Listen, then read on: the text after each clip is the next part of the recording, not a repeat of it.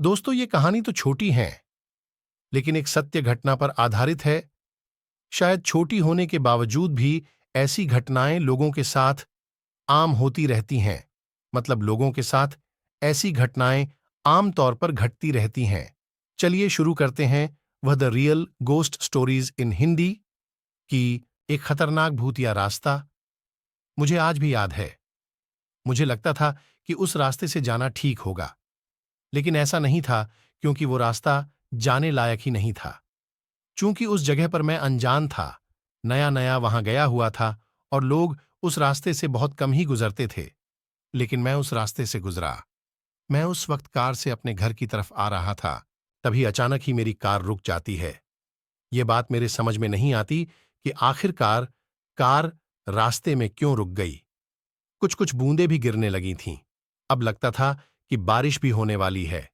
इस वक्त कार का खराब होना ठीक नहीं था। मैंने कोशिश की, पर जब कार ठीक नहीं हुई तो मैंने अंदर बैठना ही ठीक समझा और कुछ देर बाद कार स्टार्ट हो जाती है। यह बहुत ही खुशी की बात थी, क्योंकि अब घर समय से मैं पहुंच सकता था। कुछ दूरी तक चलने पर मुझे एक आदमी दिखाई देता है, जो कि मुझसे लिफ्ट मांग रहा था। देखने में बहुत बूढ़ा लग रहा था। मौसम भी खराब लग रहा था, इसलिए सोचा कि उस आदमी को परेशानी हो सकती है और मैंने कार को रोक दिया। मैंने जैसे ही कार को रोका, वह कहने लगा, कोई बात नहीं है, आप बैठ जाइए। कुछ समय बाद ही वह कार में बैठ चुका था और उसके बाद मैं उससे बातें करते हुए आगे धीरे धीरे बढ़ने लगा। बाहर बारिश बहुत तेज हो रही थी। रास्ते भी सुनसान थे, कोई दिख नहीं रहा था। मौसम भी बहुत अच्छा नहीं लग रहा था। कार भी उस बारिश में बहुत धीरे और बहुत मुश्किल से चल रही थी। वह आदमी कुछ समय बाद ही कहता है कि बस कार यहीं रोक दो, मुझे यहीं जाना है। जब मैंने कार रोक करके शीशा खोल करके देखा तो उस जगह पर कुछ नहीं था। पूरा वीरान और सुनसान इलाका था। तो मैंने उस आदमी से पूछा कि आप यहां पर कहां रहते हैं। तो उसने कहा कि मैं कहीं नहीं रहता हूं, बस मुझे यहीं जाना है। यह बात सुनकर मुझे अजीब सा लग रहा था कि न यहां पर कोई जगह है, न ही कोई छत है, या आखिरकार यह कहां जाएगा। बाहर बारिश भी हो रही थी, बिजली भी चमक रही थी।